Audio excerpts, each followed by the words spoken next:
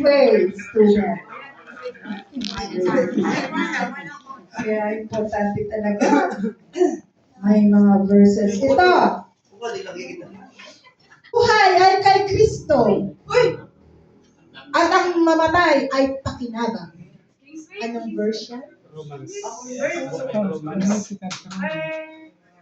Sabi ni Apostle Pablo, at tayo din mga Kristiyano, yan ang ating declaration. Para sa akin ang mabuhay ay kay Kristo.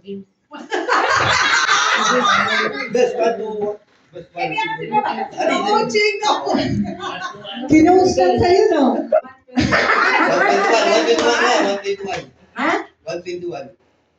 Hindi, ulit. Delete siya. Kaya na narinig na? Delete siya po. Pilipos. Pilipos. Tama. Pilipos 121. Sige. Okay. Sige, Philippians 1:21 po yun, ha? Philippians 1:21. Philippians 1:21. Paano ka lang yung ako tampang ko?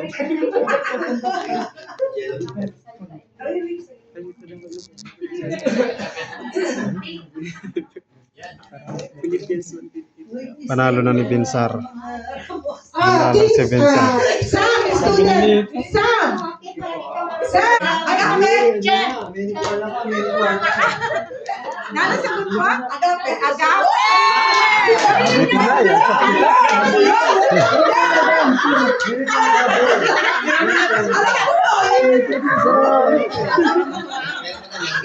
Oh! Tatlo na.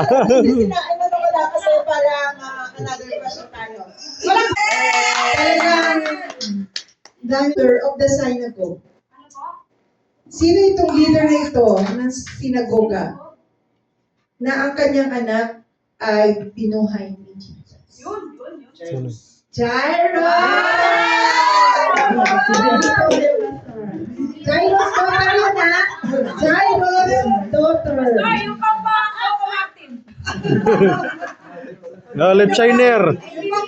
Nanalo si Pastor. Wala pa si Pastor. Nanalo. Nandiyan na? Asan na siya? Okay. Ano din ito? Lalo na kayo mga future missionary, mga future Kingsway student. For my God shall supply all my needs according to His riches and glory in Christ Jesus. Sa mga missionary, yan ang importanteng dideklaran nyo. For my God shall supply all my needs according to His riches and glory in Christ Jesus. Kaya huwag kayo matatakot kahit pumunta kayo, wala kayong pera. Pag